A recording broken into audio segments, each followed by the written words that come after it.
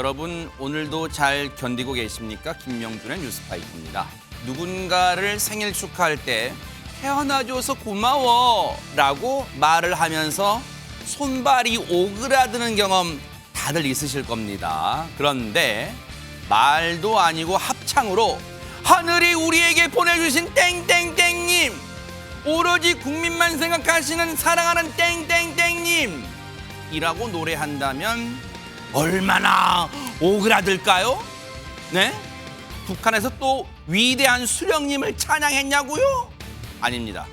윤석열 대통령 생일 때 경호처 직원들의 합창 내용이라고 합니다. 1월 17일 금요일 김명준의 뉴스파이터에서 잠시 뒤에 이 이야기 해보도록 하겠습니다.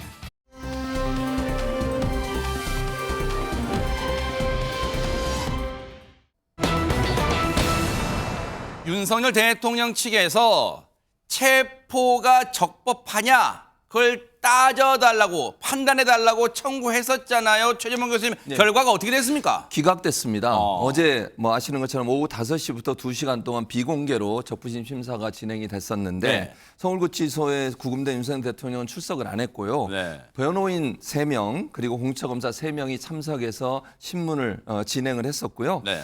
경호나 의전 문제 때문에 안 간 거지 방어권을 포기한 건 아니다. 이게 이제 윤석열 대통령 변호인 측의 주장이었고요. 결과는 말씀드린 것처럼 오후 11시 16분쯤 발표가 됐는데 네. 기각 결정이 났습니다. 네. 여기에 대해서 윤곽근 변호사는 법치가 무너지고 있다면서 반드시 바로잡도록 하겠다. 끝까지 싸우겠다고 얘기를 했는데 사실 중앙지법에서 이런 결과가 나온 게 또 다른 의미가 있는 것은 지금까지 서부지법에서 발부된 영장에 대해서 판사 쇼핑이니 법원 쇼핑이니 얘기하면서 계속 부정을 했거든요. 불법이라고 얘기하고. 근데 본인들이 그렇게 중앙지법에 하라고 얘기해서 본인들이 직접 했는데 거기서마저도 기각이 됐기 때문에 더 이상 이제 판사 쇼핑이니 법원 쇼핑이니 이런 말은 하지 못하지 않을까 이런 생각이 듭니다. 그러면 이종근 평론가님, 체포가 적법한지 따져봐 이렇게 판단해 봐달라고 서울중앙지방법원에 이 청구를 했는데 결국은 들으신 것처럼 그거 적법하니까 그냥 그대로 있으세요라고 했단 말이에요, 법원이. 그러면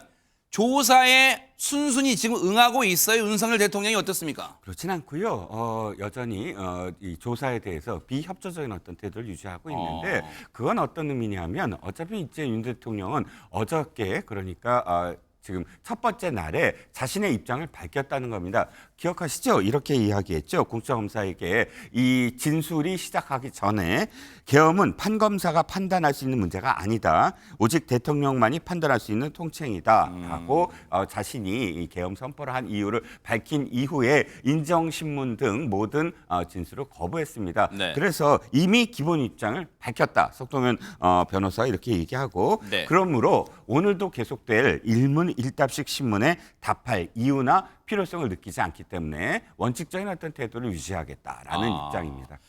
하민경 대변인님께 여쭤볼게요. 우리 하민경 대변인도 이제 변호사시니까 지금 윤석열 대통령이 계속해서 조사에 지금 응하지 않고 있단 말이에요. 이게 혹시 변호인단과 어떤 상의를 해서 전략적 판단에서 나온 행동이에요. 뭐라고 보세요?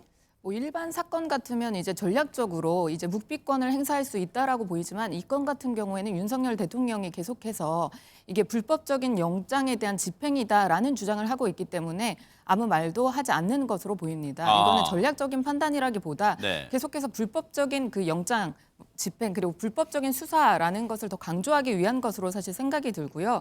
이 부분은 이제 적부심, 체포 적부심 같은 경우엔 기각이 됐지만 사실 네. 서울중앙지방법원에 청구가 되어야지 맞습니다. 구속영장 역시 이제 공수처에서는 서부지방법원에다가 청구를 하겠다라는 입장이 오늘 입장인 것 같은데요. 이게 왜 이제 중앙지방법원에 청구가 돼야 되냐면 체포영장을 청구한 곳에다가 이제 구속영장을 청구한 게 보통 맞다 이렇게 공수처는 주장하는데 그게 아니라 이제 재판을 받을 그 관할 이 사실 중앙지방법원이거든요. 그러면 거기에다가 구속영장 같은 경우에는 청구를 하는 게 맞습니다. 그런데 왜 계속해서 이제 공수처는 서부지방법원을 그렇게 고집하는 건지 그래서 절차적인 논란, 이 불법에 대한 논란을 자꾸 일으키는 건지 사실 잘 이해가 가지 않습니다. 이제 그 논리라면 이제 계속해서 공수처가 이른바 앞서 잠깐 나왔던 표현이지만 하민경 대변인님 판사 쇼핑, 법원 쇼핑을 여전히 구속영장 청구할 때도 견제할 것 같다. 지금 그런 말씀이신 거예요? 어떻습니까? 네, 그렇습니다. 왜냐하면 이게 뭐 체포영장 같은 경우에는 주거지 관할 때문에 뭐 서부지방법원에다가 청구를 했다 이렇게 얘기를 할 수 있는데 이 구속영장 같은 경우는 어떻게 보면 구속해서 이제 재판을 받게끔 하는 그런 부분이거든요. 네. 그런데 공수처법에 의하면 사실 관할이 이제 중앙지방 그 법원입니다. 왜냐하면 검찰이 이게 기소를 하게 되어 있거든요. 그러면 중앙지방 검찰청에서 이제 하기 때문에 그 부분에 대한 관할은 사실 법원이 중앙지법으로 정해져 있는데 왜 자꾸 이 구속영장, 그러니까 보통 구속영장을 이게 재판을 받는 관할이 아닌 곳에다가 청구를 하는 경우를 사실 본 적이 없습니다. 이례적인 거라고 본 거예요? 네. 그래서 어떤 법조인들도 말하기에 아니 법원이 관할이 그러면 이제 구속영장은 거기다 청구를 해야지 했는데 네. 왜 또 서부지방법원인 건지 사실 이해가 전혀 가지 않습니다. 이 얘기를 옆에서 곰곰이 듣고 계시던 장미 변호사님의 표정이 난 그 생각에 반대해서 이런 표정이었단 말이에요. 지금 이거 한번 이제 반론 한번 펴보세요, 이제 그러면. 법률적으로 좀 보면요. 윤석열 대통령의 변호인단도 공수처법 51조가 적용되지 않는다라고 하는데 그 51조가 무슨 내용이냐면 공수처 검사가 기소하는 사건의 전속 관할 법원은 서울중앙지방법원으로 돼 있어요. 그 주장을 사실 계속했던 것이거든요. 네. 그런데 이 사건은 정확하게 보면 공수처가 기소할 수 있는 공직자는 검사, 판사, 경무관급 이상의 경찰로 한정돼 있습니다. 대통령은 아니에요. 본인들이 수사는 할 수 있지만 직권남용과 관련된 사건으로서의 내란죄를 수사할 수는 있지만 이 대통령을 기소할 수는 없어요. 그러니까 대통령을 기소하는 공수처 사건은 아닌 거예요. 네. 그럼 일반 관할은요. 일반 피해자들도 불법행위자 본인의 주거지에 관할이 있습니다. 이거는 수사 재량인 거예요. 어디서 먼저 인신이 확보되는지 뭐 이런 거에 따라서 대단히 유동적이거든요. 그러면 지금 윤석열 대통령은 공범들이 서울중앙지방법원에 이미 기소가 돼 있습니다. 공범의 이 재판이 계속 중인 곳에도 관할은 있거든요. 그러니까 서울중앙지방법원에도 있고 그리고 한남동을 관할하는 건 서울 서부지방법원입니다. 네. 서부지방법원에도 있는 겁니다. 그래서 이 관할과 관련해서는 일부에서는 마치 서울 서부지방법원에는 관할 자체가 없는 것처럼 이야기하지만 그렇지 않고 그렇지 않다라는 건 종국적으로 법원에서 판단 내리는 거 아니겠습니까? 일단 영장이 발부가 됐고 이후에 이의 신청 단계에서도 서울 서부지방법원이 이거는 맞다라고 적법 절차를 거쳤다고 했고요. 네. 심지어는 서울중앙지방법원에 체포 적부심을 할 때도 체포영장은 정당하다고 나온 건 법원에서 수차례 관할 관련해서는 문제가 없다고 교통정리를 한 겁니다. 야, 이게 이제 두 분의 또 법률가신데도 이게 의견이 180도 다르단 말이에요. 그런데 앞서 이 기억을 더듬어 보면 윤석열 대통령 측에서는 2차 체포영장 집행이 이 시일이 걸린 그 기간에 차라리 체포영장 집행 대신 바로 구속영장 청구해라. 이렇게 얘기를 하기도 했어요. 그 얘기 좀 들어보시고 이어가 보도록 하겠습니다.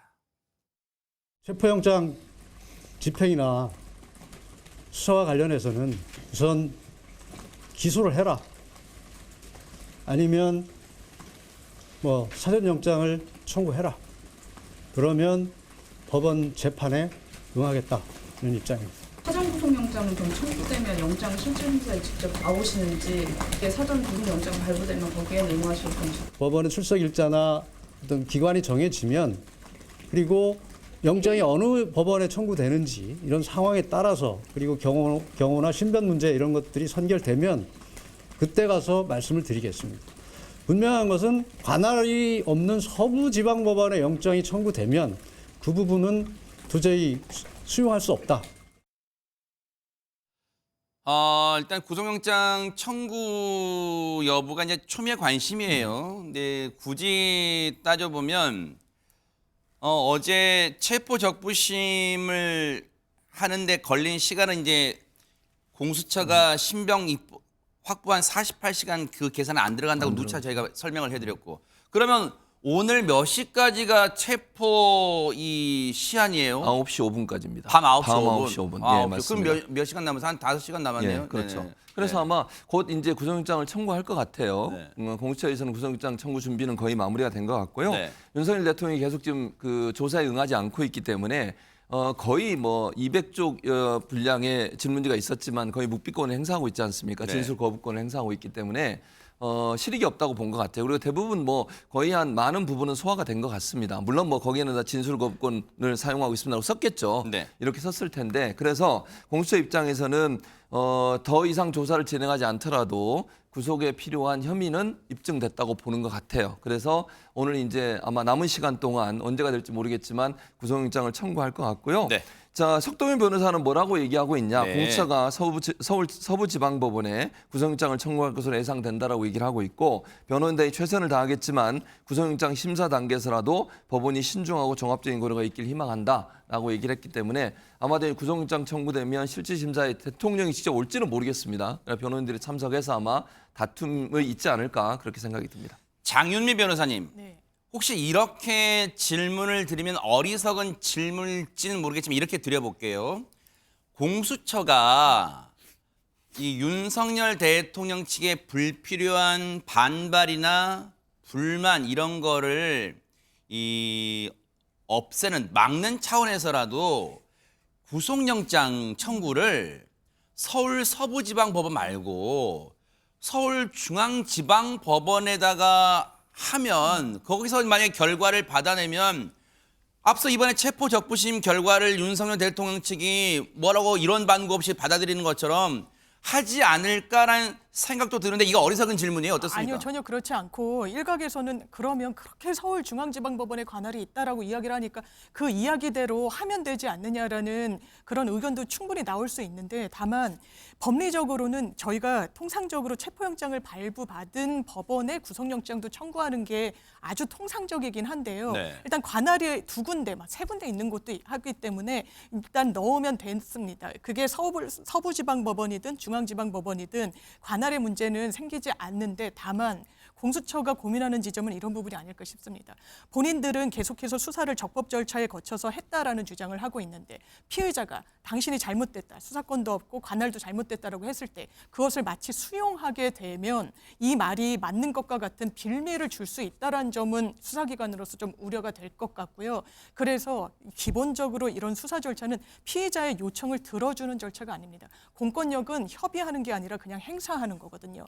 그러면 통상적인 절차에 따라서 원칙대로 그냥 통상 체포영장을 발부받은 그 해당 관할법원인 서울 서부지방법원에 영장을 청구할 가능성이 지금으로서는 더 높아 보입니다.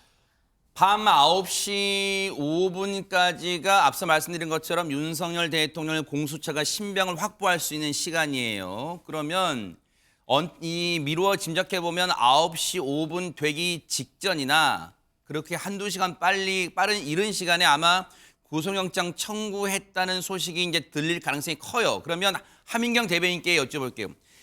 아마 고민은 되실 거예요. 뭐냐면 왜 고민되시냐고 제가 여쭤보냐면 국민의힘 대변인이시니까 당의 입장에서 바라는 바가 있을 수 있겠고 즉 구속영장 이 발부 여부. 근데 그런 게 있을 수 있겠고 법률가로서 볼 때 영장이 청구되면 발부될 가능성 솔직히 어떻게 보세요? 뭐 당 대변인 입장도 좋고요. 법률가로서 입장도 좋습니다. 어떻습니까? 저는 당 대변인 입장을 떠나서 법률가로서의 입장에서 일단 구속영장은 이제 발부되지 않을 것으로 저는 생각이 듭니다. 아, 왜요? 왜냐하면 이제 계속해서 얘기하는 게 이게 범죄 중대성을 얘기를 하는데 범죄 중대성만 보는 게 아니라 구속영장 그 발부에 대해서는 가장 중요한 게 도주의 우려 그리고 증거의 인멸의 우려입니다. 그래서 도주의 우려 같은 경우에는 이재명 대표도 전에 그 영장 실질 심사를 받을 때 이제 내가 당 대표인데 어디 도주를 하겠느냐 그리고 내 방어권을 지켜달라 다른 재판들도 많잖아요. 그렇기 때문에 구속영장이 발부되지 않았습니다. 그런데 더더구나 윤석열 대통령 같은 경우에는 도주 우려 사실 없습니다. 그렇기 때문에 이제까지 야당의 많은 인사들이 계속 제보를 받았는데 다른 곳에 있다 하더라. 이런 거 사실 거짓말, 그러니까 거짓 이른바 도주설. 네, 그런 도주설 같은 경우로 계속 빌드업을 하는 게 아닌가. 왜냐하면 도주의 우려가 있다고 얘기를 해야 되니까요. 그런 생각이 들고요. 또 증거 인멸의 우려 같은 경우에는 이미 다른 공범들 여러 사람들이 사실 다 구속해서 뭐 죄를 이제 뭐 다 수사를 수사가 이루어지고 받거나 있죠. 네네. 네, 불구속 그 수사 지금 받고 있습니다. 네. 그렇기 때문에 증거 인멸 우려도 없고요. 아. 또 하나 중요한 지점은 사실 탄핵 재판입니다.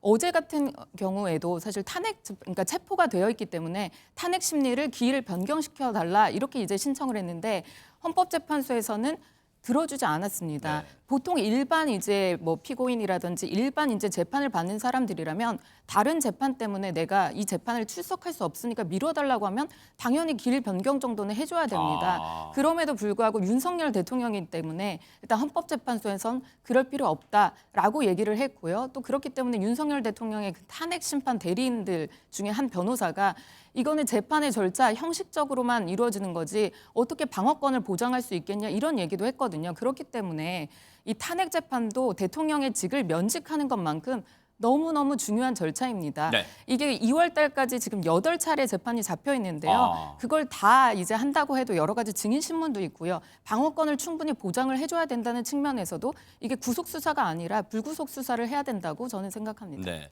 이종건 평론가님 그러다 보니까 사실은 체포영장 2차 체포영장 집행 과정에서 사실은 이런 표현이 적절할지는 모르겠지만 국론이 많이 분열됐고 사실 우리나라가 정말 둘로 양극화돼서 둘로 갈렸단 말이에요.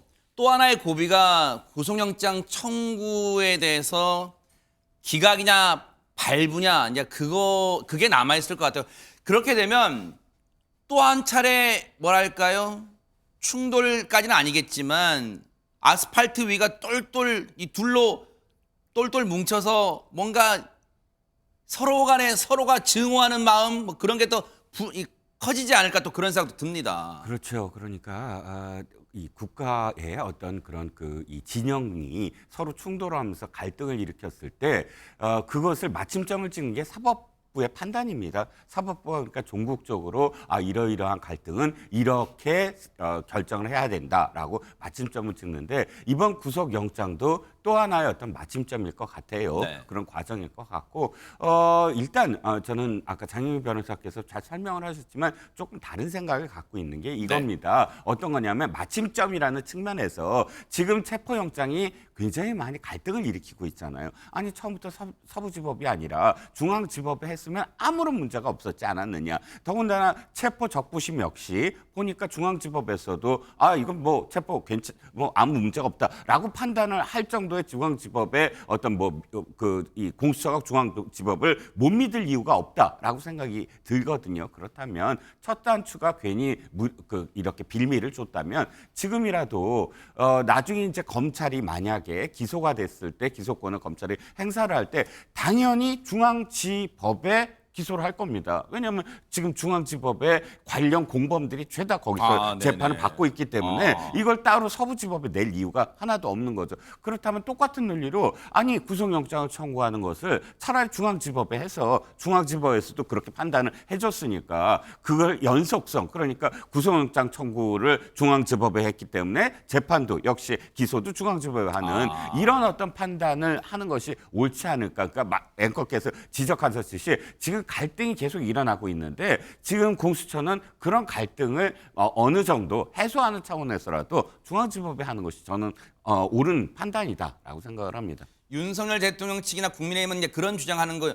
아니 증거가 차고 넘친다면서요 공수처. 그럼 왜 서울중앙지법에 구속영장 청구를 못해요? 아마 이제 그 주장을 펴고 있는 것 같아요. 자, 이건 좀 지켜볼게요. 어떻게 될지는. 이런 가운데 오늘 아주 주목을 끌었던 세간의 관심을 끌었던 이 사람이 경찰에 출석했습니다. 영상 보시고 이어가 보도록 하겠습니다. 어떤 점 위주로 설명하실지 말씀 부탁드립니다. 소임을 다하지 못한 사람으로 드릴 말씀이 없습니다. 직원들에게 무기 사용이나 부장 지시하신 적 있나요? 지금? 없습니다. 무기는 경호관들한테 근무 중에 평시에 늘 휴대하는 장비입니다. 생방송을 보셔서 알겠지만 영장 집행을 하러 온 공수처나 국수본은 사전에 저희에게 어떠한 영장 제시나 고지도 없고 협의도 없이 일방적으로 군사시설인 정문을 손괴하고 침입했습니다. 그 이후에 벌어진 저희가 정당한 경호 임무 수행에 대해서 특수 공무 집행 방해와 직권남용으로 저를 체포하고 출석하라고 하니 응하긴 하지만 생방송으로 생생히 보셨기 때문에 그 부분에 대해서는 무엇이 옳고 그른지는 국민들이 아실 거라 생각합니다. 영장 집행 과정에서 정문에서부터 공수처 검사가 영장 제시한 거 아닌가요? 그렇지 않습니다. 그 앞에 누군가 있었겠지만 저도 봤습니다. TV를 통해서. 저희 직원한테 단 한 번도 고지한 적 없습니다. 법원이 발부한 영장인데 그걸 막을 권한이 경호처에 있나요? 저희는 영장이 정당한지 옳은지 판단하지 않습니다. 법원이 발부한 주어진 법률에 따라 저희 경우 임무 수행을 하는 것입니다. 그곳을 들어오려면 책임자의 승인이 필요합니다. 김성훈 경호차장입니다. 뭐 2인자로 불렸고 대표적인 강경파로 불렸는데 장유미 변호사님께 먼저 여쭤볼게요. 일단 김성훈 차장은 체포된 상황은 아니잖아요. 사실 지금 정확히 말하면 왜냐하면 체포영장을 집행하러 윤석열 대통령 체포하러 갔을 때 체포됐다는 속보가 잠깐 나오긴 했습니다. 그건 정확한 사실이 아니었잖아요. 그러면 지금은 일단은 자진 출석이라고 보기는 뭐한 게 그동안 계속 경찰이 나오라고 했어요. 그래서 일단은 윤석열 대통령이 체포된 이후니까 지금 나온 것 같은데 혹시 오늘 조사받다가 긴급 체포나 혹시 아니면 이 구속영장 청구를 바로 갈 수도 있어요. 어떻습니까? 일단 말씀하신 대로 체포영장이 한번 발부는 됐었습니다만 체포영장이 이 발부된 영장의 집행은 없었던 겁니다. 왜냐하면 현장에 그 부분도 가져가긴 했던 것으로 보입니다만 인신을 그 상황에서 데려오지는 못했거든요. 그럼 체포영장은 일단 실효가 됐다라고 보여지는 부분이 있고요. 그러면 오늘은 자진 출두를 했다라고 보는 게 맞을 겁니다. 다만 지금 자진 출두를 하더라도 김용현 전 장관 케이스에서도 보듯이 자진 출두한 피해자에 대해서는 긴급 체포를 할 수 있는 겁니다. 그러면 지금 수사기관이 긴급 체포의 필요성을 어느 단계에서 높이 볼 것이냐. 긴급 체포도 요건이 있습니다. 범죄를 저질렀을 상당한 이유가 있을 때 도주 우려나 증거인멸의 우려가 높을 때 하는 것이거든요. 그러면 지금 경찰 조사에 들어가기 앞서서도 하는 부분을 보면 내부 폭로가 지금 경호처 내에서 상당히 구체적으로 나오고 있습니다. 총기로 무장을 한 부분에 대해서도 본인은 그런 지시를 내린 적이 없다라고 했지만 사실 경호처 내부의 폭로를 보면 기관단총 같은 중화기 무기로 이 무장할 것을 지시 내리기도 했었다라고 이야기가 구체적으로 나오고 있어요. 그렇다면 이 부분은 기계적으로 수사기관 입장에서는 어떻게 판단하느냐. 범죄를 저질렀다고는 이미 명징하다고 판단할 겁니다. 특수공무집행 방해.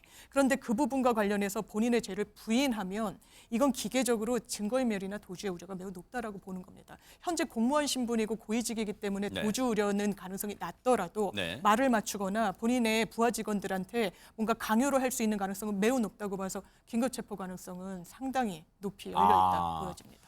그러면 하민경 대변인님, 오늘 경찰이 불러서 김성훈 차장한테 뭘 물어볼 것이며 집중적으로 혹시 그 과정에서 지난번 체포영장 1차 집행 때 공수처 갔지만 이 5시간 반 만에 물러났잖아요. 혹시 이제 그런 과정을 집중적으로 물어볼 수도 있을 것 같은데 그러면 거기서 대통령이 다 시켰어요. 뭐 이러진 않을 거 아니에요. 지금 뭐라고 얘기할까요?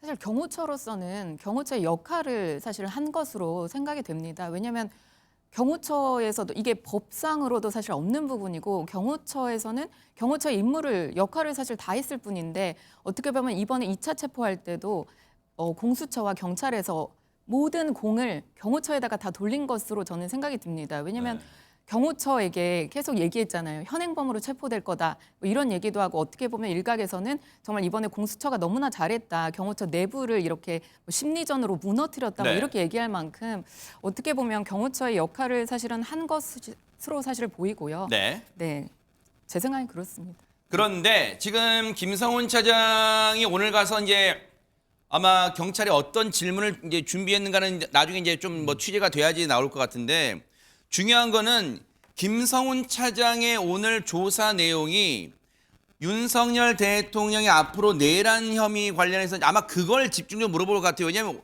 체포영장 집행 방해 물론 그것도 큰 죄가 될 수 있겠지만 최주명 교수님 과연 비상계엄 선포 과정에서 그 과정을 속속들이 경호처도 알고 있었는가 등등등 아마 따져 물어볼 것 같습니다. 그것도 물어볼 가능성이 있죠. 왜냐하면 또 김성훈 차장이죠. 김성훈 차장이 안가라고 불리는 거 있잖아요. 안가의 관리 책임자예요 또.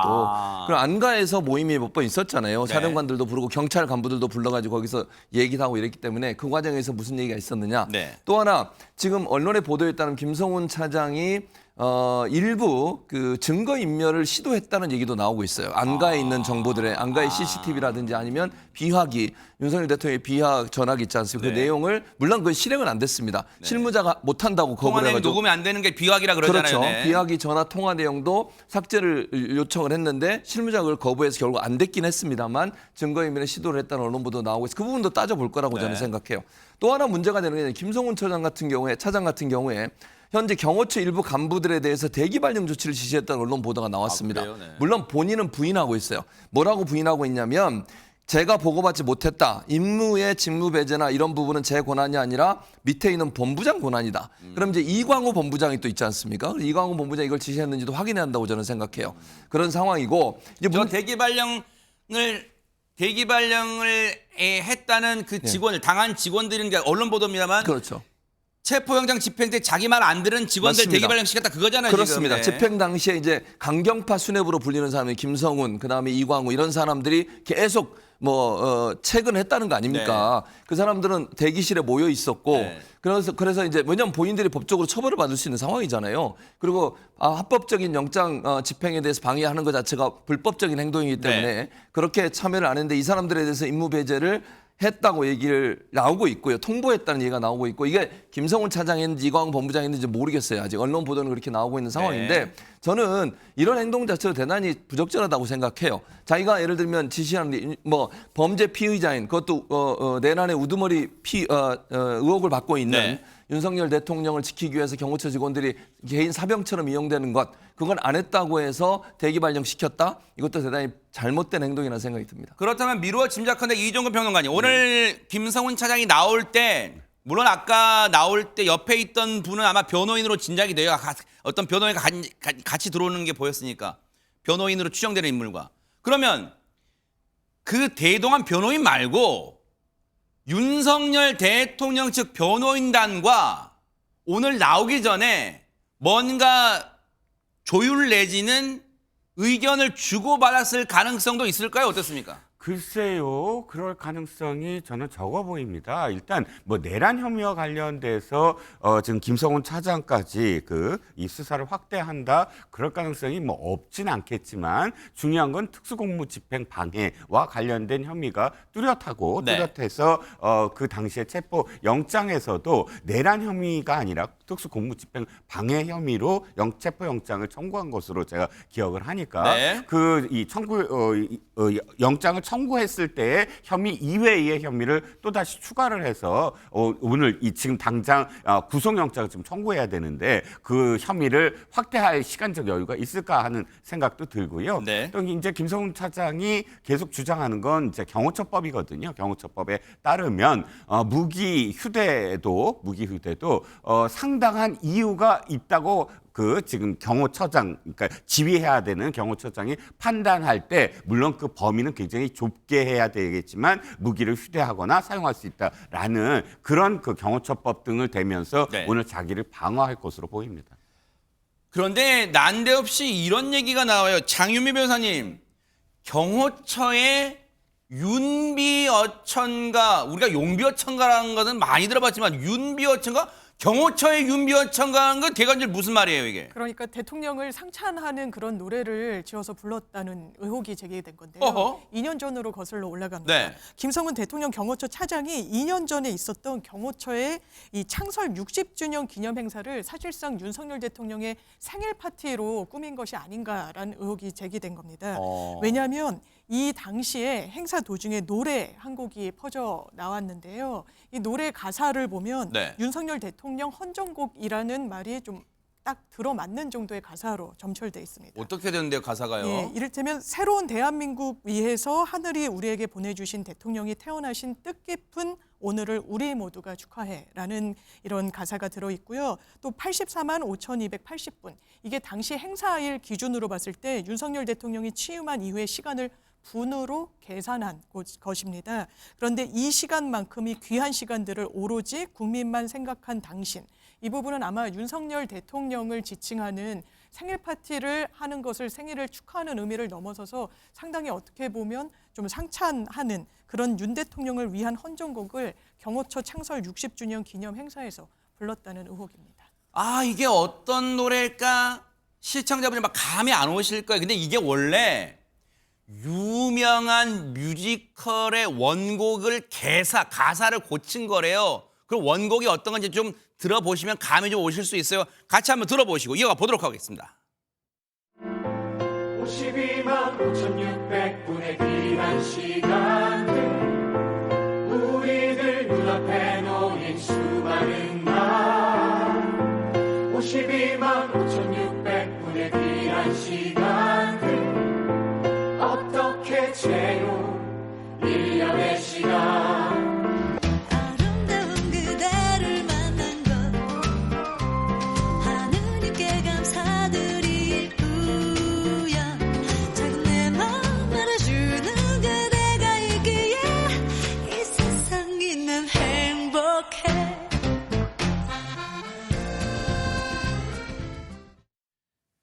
위에 이제 검은색 가늘면서 검은색이 원래 원곡의 가사고 아래 굵으면서 파란색이 이제 개사했던 그 경호처가 개사했던 거 얼추 이제 그런 느낌을 막 살린 것 같아요. 그런데 아니 이종국 평론가님, 네네. 윤석열 대통령의 아니 경호처 창설 기념일을 그냥 윤석열 대통령 생일 축하 뭐 이건 생일 축하 정도가 거의 탄생 기념일 뭐 그렇게 들립니다 그냥. 네, 경호처의 창설 기념일이 12월 17일이라고 합니다. 그런데 윤 대통령의 생일이 12월 18일이에요. 그런데 17일 날 하지 않고 18일 날 창설 기념 행사를 하면서 대통령의 생일 축하 이벤트를 벌인 것 같습니다. 네. 뭐 그렇게 적절해 보이진 않고요. 경호처의 지금 홈페이지에 들여다보면 경호처 대원들의 미션이 있어요. 그래요? 미션? 무엇을 해야 되는 곳이다라는 미션을 보면 이거예요. 대통령의 절대 안전 보장. 그러니까 네. 경호처의 직원들은 대통령의 또는 주요 인사, 정부 주요 요직에 있는 인사에 대한 절대 안전 보장입니다. 그 일을 하는 것이고 그 일을 하면 되는데 축하 노래를 부르고 이벤트를 벌이는 것이 물론 제가 좀 이렇게 이해하려고 하면 네. 창설 기념일을 좀 하루 늦춘 이유가 있었겠고 그래서 하필이면 이제 대통령의 생일이니까 경호처 직원들 입장에서는 축하 노래를 하나 이렇게 해줬다라고 이해할 수도 있겠지요. 그런데 경호처 직원들의 마음속에 이 미션, 절대 안전 보장이라는 미션에 이게 포함될까 하는 의혹은 아마 들었을 것 같습니다. 아니 그러면 당시 행사 때 최재봉 교수님 예. 저 개사는 했다지만 어쨌든 윤비어천가라는 어떤 그렇게 불리는 저 노래는 누가 부른 겁니까? 경호처 직원들 전부 이른바 떼창을 한 거예요. 어떻게 예, 된 겁니까? 합창을 했어요. 합창을. 아. 저게 말이 되는 얘기입니까? 전 가사를 보고 무슨 북한인 줄 알았어요, 처음에. 저렇게까지 무슨 한 사람에 대해서 민주공화국에서 대통령이 뭐 최고 권력자이긴 하지만 어느 누가 저렇게 개사를 해가지고 노래를 부릅니까? 더 황당한 건요. 이게 행사 일주일 전쯤에 서울의 한 녹음실을 미리 섭외를 했다는 거예요. 경호처에서. 섭외를 해서 섭외해둔 음악인들이 있었는데 그 음악인들을 통해서 제작이 됐는데 네. 당시에 경호처 직원도 참관했던 것으로 전해지고 있습니다. 네. 행사 당일에는 가사까지 미리 녹음한 녹음을 틀고 이에 맞춰서 경호처 직원들이 합창을 했다는 거예요. 네. 그러니까 저 아까 밑에 있는 파란색 가사 있죠. 그걸 한 거예요. 정말. 그리고요. 당시 경호처장이 누군지 아십니까? 김용현 전 국방부장의 경호처장이에요. 그 사람이 주관을 했고 그 당시에 기획관리실장이 누구였냐면 지금 김성훈 차장입니다. 저 사람이 기획을 했다고 하는 걸로 알려지고 있어요. 사실상 윤 대통령 생일 파티에 경호처 직원들이 동원된 건데 네. 이걸 하면서 경호처 직원들이 느꼈을 자괴감은 네. 대체 어떻게 할 겁니까? 네. 100번 양보해서 네. 대통령 생일이니까 해피 벌스데이 정도는 부를 수 있다고 생각해요. 그거 네. 부르는 걸 누가 뭐라 하겠어요? 네. 개사를 해서 그리고 뭐 정확한 금액은 안 나왔죠. 언론 보도를 보니까 300만 원 정도의 금액도 들었다고 그러더라고요. 음원 만들고 뭐 이러는데 이런 일을 경호처가 왜 하는 것인지 네. 심기경호하는 겁니까? 경호처의 네. 미션 아까 얘기하셨는데 그 미션이 아니잖아요. 이걸 왜 하고 있는 거예요? 경호처 직원들이. 네. 정말 황당무계합니다. 이 노래 만들 때 이제 이른바 동원됐다고 해야 될까요? 아니면 뭐 부탁을 받았다고 해야 될까요? 그 음악가들한테는 뭐 비밀 유지 서약서까지도 받았대요. 관련해서 기자들이 물어봤을 거 아니에요? 김성훈 차장한테 뭐라고 했을까요? 얘기 들어보시고 이어가 보도록 하겠습니다. 생일 축하 노래까지 만든 거 사적 요용으로 보시지 않습니까? 반대로 여러분들은 생일 친구들이 축하 파티나 생일 축하송 안 해주나요? 이거는 업무적인 걸 떠나서 사람이 살아가는 세상입니다. 경호처도 참모기관이고 경호기관이고 근접해서 모시는 기관입니다. 우리가 옆에 있는 책상 옆에 앉아있는 동료가 생일에도 그렇게 해주지 않습니까? 경호처 직원이 안마했다는 건 사실인가요? 처음 듣는 얘기입니다. 노래 제작에는 그런 세금이 안 들어간 건가요? 세금 들어간 적 없습니다. 이게 경호 업무와 어떤 연관이 있나요? 경호 업무 외적이라고 말씀드렸잖아요. 생일. 뭐 이런 상황입니다. 뭐 국민들이 시청자분들이 판단하시겠죠. 근데 이게 국회에서 이 내용에 대한 질타가 이어졌어요. 내용 마저 들어보시고 이어가 보도록 하겠습니다. 2023년 12월 18일 어간에 경호처 창립 기념일을 했는데 윤석열 대통령 생일과 비슷하다라고 해서 생일 파티로 둔갑시켰다라는 제보를 받았습니다. 경호 관련 유관기관을 모두 동원해서 소위 윤석열 삼행시 선발대회, 생일 축하 노가바, 경호처 합창 등이 있었고 해당 동영상도 있다고 본인 의원 확인했습니다. 맞습니까? 아닙니까? 장소까지 설명해 줘야 알겠습니까? 설 기념일 행사를 했던 걸로 기억합니다. 그 자리에서 대통령 생일 잔치에 있었습니까? 없었습니까? 윤석열 삼행시 선발대회, 생일 축하 노가바. 대부적인 사항은 제가 기억이 하기가 아니 본부장님, 해당 영상도 지금 경호처가 소유하고 있다고 확인했습니다. 일부 경호처의 과잉 충성자, 권력에 줄을 대려고 하는 자들에 의해서 경호처가 이렇게 망가져서 되겠습니까? 글쎄요, 뭐 이제 이 지경까지 된 거예요. 이거를 뭐 이제 국민의힘 측에서나 뭐 윤석열 대통령 측에서는 어떻게 표현할 수 있겠죠. 뭐 망신주기냐 할 수도 있겠지만 어쨌든 이 지경까지 된 거예요. 그러면 그런 말 있잖아요. 이 귀에 그 달콤한 말에 빠져든단 말, 독처럼. 그리고 그 혀에 입속에 사탕처럼 달면 계속해서 이 입에 갖고 싶어 하잖아. 아마 그런 상황이었지 않았나. 이거를 당시 대통령이 뭐라고 나무라거나 이러지 마, 이건 아니야 라고 했었나? 그런 생각도 듭니다. 과연 그랬을까? 드는데 어쨌든 이 지경까지, 이런 것까지 지금 언론 보도로 알려지게 됐습니다. 근데 이게 이종훈 평론 요거 하나 여쭤보고 다음 얘기 넘어갈게요.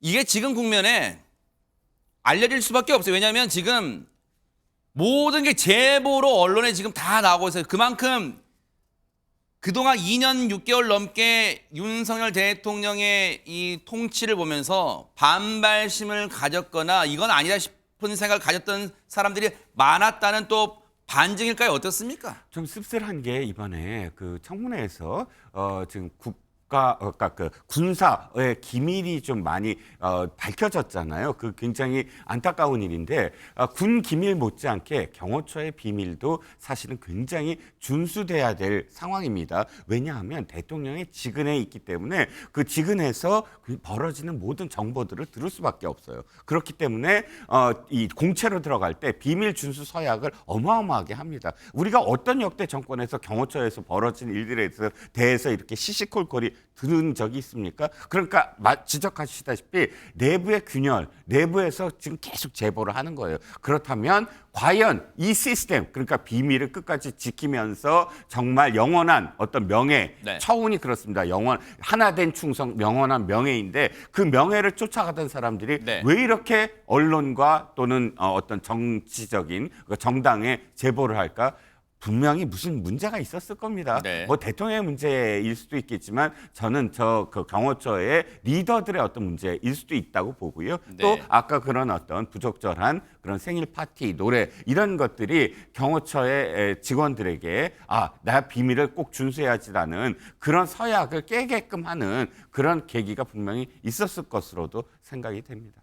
윤석열 대통령이 체포되던 그 상황 관련해서 언론 보도를 보면 김건희 여사 그동안 12.3 비상겸 사태 이후 상대적으로 김건희 석자, 이름 석자는 언론 지면이나 방송에서 찾아보기가 쉽진 않았어요. 그런데 2차 체포영장 집행 과정에서 김건희 이름 석자가 드디어 다시 등장했는데 하민경 대변인 뭐 당시에 이제 국민의힘 의원 몇 명이 이제 관저까지 들어갔는데 그때 2층에서 내려오는 김건희 여사를 보고 뭐 어쨌든 얼굴이 많이 수척해졌다 뭐 그런 얘기는 많이 전해졌어요. 언론 보도로. 그런데 김건희 여사가 변호인단과 뭔가 또 얘기를 했다는데 어떤 얘기를 했다는 거예요? 변호인단과? 그러니까 사실은 김건희 여사가 영부인이기 전에 사실 어떻게 보면 내 남편이 이제 체포를 당하는 그렇죠, 그 네. 상황을 이제 관저 안에서 같이 지켜본 거잖아요. 네. 근데 그때 같이 있던 변호인단한테 그렇게 물어봤다고 합니다. 이게 만약에 공수처가 이렇게 불법으로 밀고 들어오는데 앞으로 어떻게 될 거냐 이런 말도 물어봤다고 하고요. 네. 체포영장 집행 후 대통령은 어떻게 되냐 또 어떻게 대응해야 되냐 이런 부분을 물어봤고요. 또 이제 변호인단에서는 뭐 48시간 내에 구속영장 청구가 된다 뭐 이런 부분들을 변호인 입장에서 이제 설명을 해준 것으로 이제 전해지고 있습니다. 네. 그러면 윤석열 대통령이 체포됐잖아요. 장유민 변호사님. 그럼 관저에는 지금 김건희 여사 이제 홀로 남아 있을 텐데 글쎄요 이제 뭐 물론 이제 곁에서 뭔가 의전하거나 하는 뭐 인력들은 남아 있겠죠 관저에. 네, 맞습니다. 네. 왜냐하면 정확하게 보면 윤석열 대통령은 직무집행이 정지된 현직 대통령 신분은 유지가 되는 겁니다. 때문에 대통령과 관련한 업무와 직무 수행은 불가능하지만 사실 대통령에게 이게 제공이 되는 경호 업무의 대상자는 되고요. 네. 마찬가지로 김건희 여사는 윤석열 대통령의 법률상 배우자이기 때문에 여전히 경호를 받을 수가 있는 지위에 있는 것은 분명합니다. 네. 때문에 경호처 관계자도 현재 관저에서 김건희 여사를 경호 중이다라고 밝히기도 했습니다. 네. 그러면 윤석열 대통령이 하나만 더 여쭤볼게요. 네. 장윤 변호사님.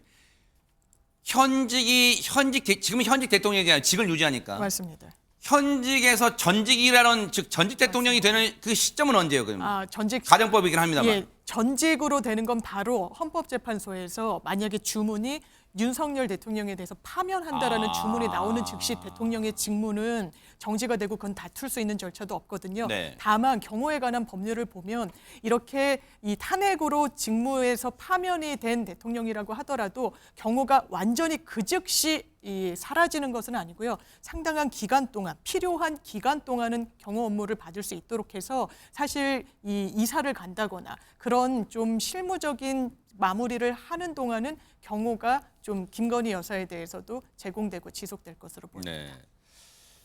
윤석열 대통령이요. 김건희 여사가 뭐 그런 걱정 어린 눈빛이 마음에 쓰였는지 공수처 출석 전에 한 두어 번 2층 김건희 여사를 찾아갔다 그런 말도 지금 뭐 전원에 의하면 들려요. 근데 이 와중에 야권에서는 이런 말까지 나오고 있습니다. 들어보시고 이어가 보도록 하겠습니다. 이제 윤석열이 체포됐으면 다음 김건희 아니에요?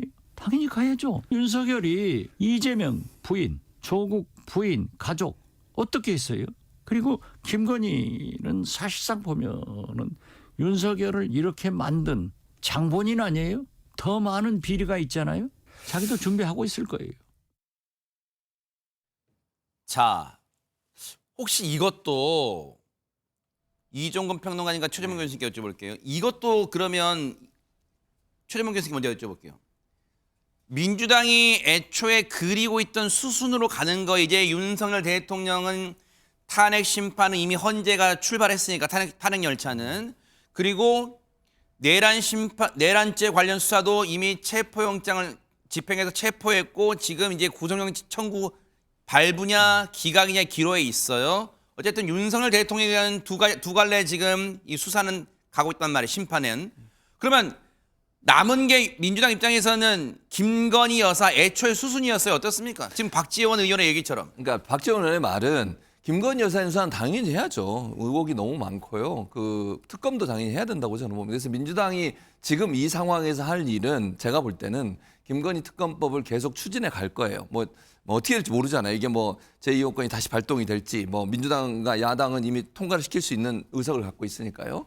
그러나 제가 볼 때 윤석열 대통령이 탄핵되기 전에 그런 김건희 여사에서 어떤 조치를 한다? 그건 아니라고 생각해요. 그러니까 지금 이 얘기는 나중에 미래에 일어날 일이라고 저는 보고요. 박지원이 저 얘기한 것은 당연히 김건희 여사 수사해야죠. 여러 가지 의혹이 많고요. 네. 지금 뭐 나온 의혹만 해도 특검법이 들어있는 내용만 해도 뭐 우리가 이채양명주라고 부르는데 어쨌든 여러 가지 일들이 있습니다. 그래서 그 모든 일과 관련된 부분들에 대해 수사가 반드시 이루어져야 된다고 생각하는 것이고요. 네. 아마 탄핵이 만약 된다고 하면, 그러니까 파면이 된다고 하면 그 부분이 집중될 것 같아요. 그러니까 일단은 지금 상황에서는 이 대목에서 뭐 지금 그 탄핵 그 심판이 진행되고 있잖아요. 이 상황에서 또 김건희 여사 관련된 무슨 얘기를 하는 건 아니고 장차 탄핵이 끝나고 만약에 탄핵이 된다는 가정하에 김건희 여사에 대한 수사는 계속되고 다만 중간에 특검법 추진은 민주당은 계속 할 거다. 다른 야당과 함께 그렇게 말씀드릴 수 있습니다.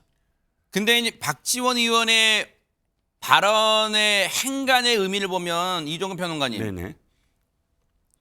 이미 동시다발적인 걸 의미하는 것 같은데요. 왜냐하면 탄핵 결과가 나오는 것보다도 탄핵 결과가 나오는 것과는 별개로 지금 보세요. 이재명 부인 즉 김혜경 여사 얘기하는 것 같고 그다음에 조국 부인 정경심 전 교수 얘기하는 거잖아요. 그 가족을 어떻게 했냐. 그러면서 더 많은 비리가 있지 않냐. 김건희 여사도 자기도 준비하고 있을 것 같아요. 아마 지금 법적인 이 특검법 등에 대한 법률적 이 변론 대응을 준비하고 있을 것 같아요. 지금 그런 얘기까지 하고 있네요. 네, 그렇죠. 그러니까 박지원 의원의 그 지금 발언의 의도가 사실은 정치적이다라고 하는 대목이 바로 그겁니다.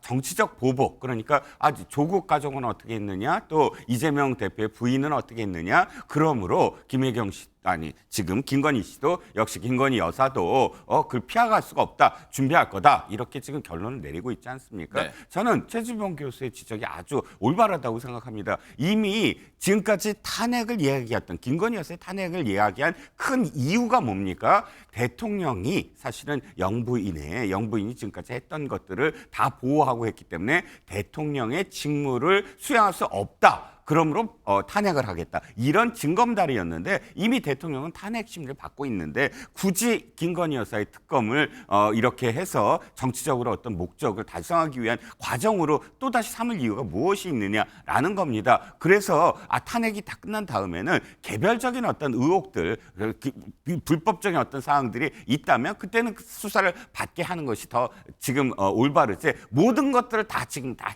해버리겠다라는 건 그야말로 대선을 위한 어떤 대선 과정에서 이것으로서 하나의 어떤 이득을 보기 위한 네. 그 과정이 아닐까. 그러니까 명명백백하게 수사를 받더라도 대통령 탄핵이 지금 이루어지고 있으므로 추후에 하는 것이 저는 올바르다 네. 생각을 합니다.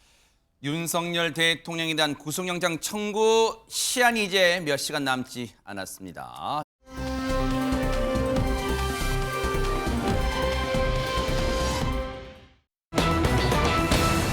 전국이 혼란스럽죠. 그런데 연예계에서 갑작스럽게 이 소식이 들려왔어요. 많은 분들 깜짝 놀라셨을 것 같은데 영상 보시고 이어가 보도록 하겠습니다.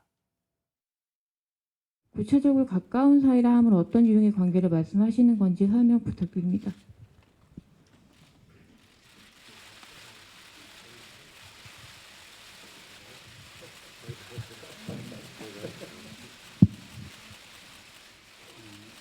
저희 두 사람 사랑하는 사이고요. 저희 나름대로 진솔하게 사랑하고 있습니다. 그리고 그동안 언론 보도에 대해서 얘기하지 않은 건 처음에는 이런 얘기해야 될 이유가 없다고 생각했고요. 저희의 정말 개인적인 부분이고요. 저희가 책임져야 되는 부분이고 만남을 귀하게 여기고 믿고 있습니다. 그리고 진심을 다해서 만나고 사랑하고 있습니다. 그냥 저에게 놓여진 어떤 다가올 상황이나 놓여진 상황 모든 것들을 겸허히 받아들이고 있습니다. 자, 이 얘기는 문화일보 안진용 기자님과도 함께 얘기를 나눠보겠습니다. 어서 오십시오. 네, 안녕하세요. 아니, 오늘 많은 분들이 다 이런 얘기해서 어머 진짜야? 어머 진짜? 다 그랬어요 진짜. 네, 오늘 아침 보도를 보고 많이들 놀라셨을 것 같은데요. 일단 조금 전에 보셨던 영상은 벌써 8년 전입니다. 그래요? 2017년 한 영화 이 시사회 후 가진 기자간담회에서 두 사람이 관계에 대해서 직접적으로 사랑하는 사이라고 밝히는 모습인데 이때부터 벌써 지금 8, 9년 정도 지났는데 둘은 아직까지도 만남을 이어오고 있습니다. 네. 그러다가 최근에 두 사람의 모습이 포착이 됐는데 지금 보시는 저 사진입니다. 어허. 김민희 씨가 조금 이제 몸매가 드러나지 않는 두툼한 옷을 입고 있죠. 지금 현재 임신 6개월인 것으로 지금 설이 나오고 있는 상황입니다. 어허. 그리고 그 아빠는 영화 감독 홍상수다. 그런 보도까지 나오고 있는 상황인데 네. 보도에 따르면 두 사람은 지난해 여름 임신 사실을 알게 됐고 출산 예정일은 올 봄이라는 보도가 나왔는데 아직 구체적으로 두 사람이 이거에 대해서 공식적인 입장은 내지 않고 있습니다. 다만 두 사람이 원래 개인 사생활에서 일일이 얘기는 하지 않지만 잘못된 거에 대해서는 바로잡으려는 노력도 있었는데 그렇지 않는다는 측면에서는 이 임신설에 어느 정도 무게를 실어주는 그런 측면으로 해석할 가능성도 있고요. 네. 또 하나 눈길을 끄는 거는 지금 최근 보면은 홍상수 감독이 차량을 직접 운전하지 않았습니다. 나이도 좀 있긴 하지만은 통상적으로는 김민희 씨가 차량을 운전하면서 같이 다녔는데 홍상수 감독이 최근에 다시금 운전 연수를 시작했다는 거죠. 그거 자체가 아무래도 배가 불러오면 운전하기가 힘들어지겠죠. 그리고 출산 후에도 상당히 케어 기간이 필요하고 아이를 돌보려고 하면은 홍상수 감독이 운전을 해야 되기 때문에 연수를 다시 받기 시작했다는 겁니다. 홍상수 감독 올해 나이가 65이고 잠시만요. 네네. 잠시만 지금 안진용 기자님의 그 마이크 상태가 조금 고르지 못하니까 지금 그걸 좀 저희가 조정하는 동안 장유미 변호사님께 네. 여쭤볼게요. 지금 사실 저 사진만 놓고 보면 네. 겨울이잖아요. 겨울이고 춥고 하니까 저게 이제 언제 네. 포착되는지 모르겠지만 정확히 날짜 좀 봐야겠지만 겨울이다 보니까 두터운 옷을 입을 수도 있지 않냐. 시청자분 그럴 거야. 아니 겨울인데 두터운 옷 입었지 저걸 임신 사실 배가 불러온 걸 가리려고 저렇게 입었다고 단정할 수는 없잖아라고 시청자분들 중에는 그러실 수도 있잖아요. 네, 그렇죠. 겨울에는 기본적으로 옷을 두툼하게 입고 임신이 또 초기거나 중반까지만 해도 이제 점퍼 같은 걸 입으면 좀 가려지기도 마련인데요. 이 부분이 또 임신설을 넘어서 왜 많은 분들한테 이거 사실 정말 임신 아니야라는 또 의혹이 퍼지게 됐냐면 이 해당 보도 내용을 보면 네. 이 산부인과에 두 사람이 좀 스스럼 없이 같이 방문을 했다라는 그런 보도가 또 이어지기도 목격담이 있나 했고요. 보네요. 예, 워낙에 또 두 사람은 뭐랄까요? 공개 연애랄까요? 공개 행보를 하는 부분에 있어서는 스스럼이 없었고 뭐 자제하거나 아니면 타인의 시선을 의식하는 행보는 최소한 보이지 않았어서 아마 병원 진료를 받을 때 뭐 배우자나 뭐 남자친구 같이 가는 경우들이 왕왕 있다 보니까 아마 그런 식으로 알려지지 않았겠느냐라고 하면서 임신설이 또 힘을 얻고 있는 것으로 보입니다. 왜냐하면 보세요. 저 사진을 이제 포착된 사진을 언론이 포착하긴 했습니다만 안지용 기자님 딱 봐도 우린 신경 안 써 그런 게 느껴지는 게 예를 들어서 보세요. 연예인분들 보면 뭐 공항이나 이런 데 포착될 때 큰 짙은 선글라스, 모자, 마스크 뭐 이런 건 좀 기본 세트인데 그 거의 안 했어요. 지금 두 사람 모두 안 했단 말이에요. 그러니까 우리는 아랑곳하잖아 뭐 그런 거예요? 네, 맞습니다. 2017년에 공개적으로 사랑하는 사이라고 밝힌 이후에 네. 두 사람은 간간히 언론에 포착이 됐는데 한 번도 이걸 가리거나 또 거부하는 모습은 아니었습니다. 굉장히 자연스러운 관계인 것처럼 드러내 왔는데 자, 지금도 저 보도 사진이 나왔는데 지난해 11월에도 또 다른 보도 사진이 있었거든요. 그때는 취재진이 직접 다가가서 홍상수 감독에게 어떠한 입장을 확인해 보려고 했는데 홍 감독이 그에는 응하진 않았습니다. 즉 언론 보도를 통해서 그 과정에서 직접적으로 본인들의 근황을 전하진 않지만 두 사람의 관계는 이미 공식화된 상황 속에서 계속 이렇게 함께 행보를 해왔다는 거죠. 네. 그렇기 때문에 산부인과에 함께 가는 모습도 함께 포착이 됐고 그 와중에 자연스럽게 임신설이 흘러나오게 된 요건 겁니다. 뭐예요? 도너츠 가게인가 봐요. 저걸 도너츠 먹으면서 도너츠 가게에서 도너츠 사갖고 나오는 모습도 그냥 자연스럽게 포착된 거예요? 네, 그게- 근데 이제 제 느낌인데요. 네네. 안지용 기자님 이제 취재 오래 하셨으니까 아실 거 아니에요. 저 모습이 지금 이제 언론이 어떻게 알고 저 위치에 이제 있었는가 하는 것도 생각이 들 정도로 왜냐면 너무 이게 딱 자리를 잡고 찍었다는 생각 막 들잖아요. 흔들림도 없고. 네. 이게 왜 가능하냐면요. 네. 장기간 취재를 하기 때문에 가능합니다. 홍상수 감독과 김민희 씨의 거주지가 어딘지에 대해서는 계속적인 관심사가 있었는데 두 분은 하남에서 지금 거주하는 것으로 알려져 있었죠. 경기도 하남요? 그렇습니다. 오. 그렇기 때문에 그 주변에서 또 여러 가지 소문이 불거지고 함께 봤다는 목격담도 SNS에 올라온 적도 있고요. 네. 그런 와중에 자연스럽게 두 사람의 이런 임신 관련된 소문도 돌았을 가능성이 있죠. 그 와중에 취재진이 이렇게 통상적으로 이제 기다리는 오랫동안 그 자리에서 지켜보는 취재 활동을 가끔 하는 경우가 있는데 그런 상황 속에서 두 사람의 동선이 저렇게 포착이 됐던 것으로 보입니다. 쓸데없는 궁금증 또 있어요. 네. 아까 그 도너츠 먹는 김민희 씨가 도너츠 먹는 모습 보면서 어딘가 물끄러미 향하는 그 모습 사진 좀 보이죠. 그걸 보면 물론 해당 언론사가 고성능 망원면으로 쫙 봐 이 모습이에요. 네네. 뭔가 김민희 씨는 언론사가 찍고 있다는 걸 알 법도 왜냐면 시선의 겹침이 딱 카메라를 보고 있는 것 같기도 하잖아요. 네네. 뭔가 이걸 저 멀리서 수백 미터 찍지 않고서는 언론사가 찍고 있다는 걸 알았을 것도 같은데 어떻습니까? 실제로 저런 보도를 통해 가지고서는 교제 사실이나 혹은 어떠한 본인의 사생활이 노출된 연예인들한테 제가 확인해 본 적이 있는데 네. 일단적으로 워낙 원경에서 찍을 경우에는 모른다고 합니다. 자연스러운 모습이라는 거죠. 근데 가끔 프레시가 터지거나 알게 되는 경우가 있는데 이럴 때 뻔히 취재가 진행되고 있는 걸 아는데 부자연스러운 행동을 취하는 게 더 이상하다는 거죠. 그리고 오히려 그 취재진이 다가가서 어떤 말을 건다거나 항의를 취하게 됐을 경우 네. 그거 자체가 또 다른 보도의 하나의 빌미가 될 수 있다는 거죠. 그렇기 때문에 자연스럽게 어떠한 또 워낙 연예인들 같은 경우는 카메라에 익숙한 편이기 때문에 그런 상황을 인지하더라도 자연스럽게 행동하는 게 일반적입니다. 네. 임신 6개월 설이 아직은 설이라고 해야겠어요. 임신 6개월 설. 이 사실이 알려지다 보니까 두 사람의 과거 영상도 다시금 회자되고 있어요. 그 모습 보시고 이어가 보도록 하겠습니다.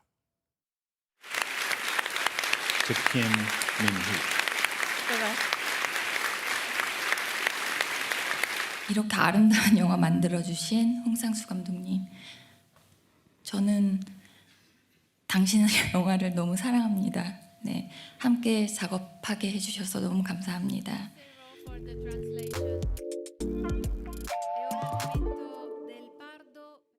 영화를 찍을 때 너무 즐겁고 행복해서 제 나이에 저한테 이렇게 재밌고 신나는 일이 있을까라는 그런 생각을 계속 했거든요. 제가 얼마나 이 캐릭터를 사랑하고 이 촬영 현장을 즐기고 그게 저한테 얼마나 행복을 주는지 관객분들이 저에게 건네주신 그런 축복의 인사들이 너무 기뻤어요. 너무 기쁘고 또 좋은 영화를 계속 그 분들께 보여드리고 싶다 그런 생각했어요. 뉴스파이터에서 오늘 이렇게 전해드릴 정도로 이미 세간이 떠들썩한데 장유미 변호사님 어리석은 질문이지만 홍상수 감독의 아내분이 모르고 있지는 않을 거 아니에요. 그렇죠. 근데 언론을 통해서 알게 된 것 같고요. 아, 그래요? 예, 누구보다 충격을 받았을 대한민국에 정말 한 사람을 꼽으라면 이 법률상 배우자일 겁니다. 그러네요. 이용 소송전을 불사했지만 사실 혼인 관계가 정리되지 못했거든요. 그리고 이 홍상수 감독은 또 지금 법률상 배우자와 사이에 딸이 한 명 있기도 하고요. 그러니까 언론사가 찾아간 겁니다. 이 배우자분을. 그래요? 그래서 이 임신 사실과 관련해서 어떤 입장인지 어떤 소회가 드는지를 물었는데 전혀 모르고 있었고 오히려 알려줘서 감사하다라고 답변을 했다는 건데요. 추가적으로 질문이 이어졌지만 이런 이어진 질문에는 답변하지 않았다고 합니다.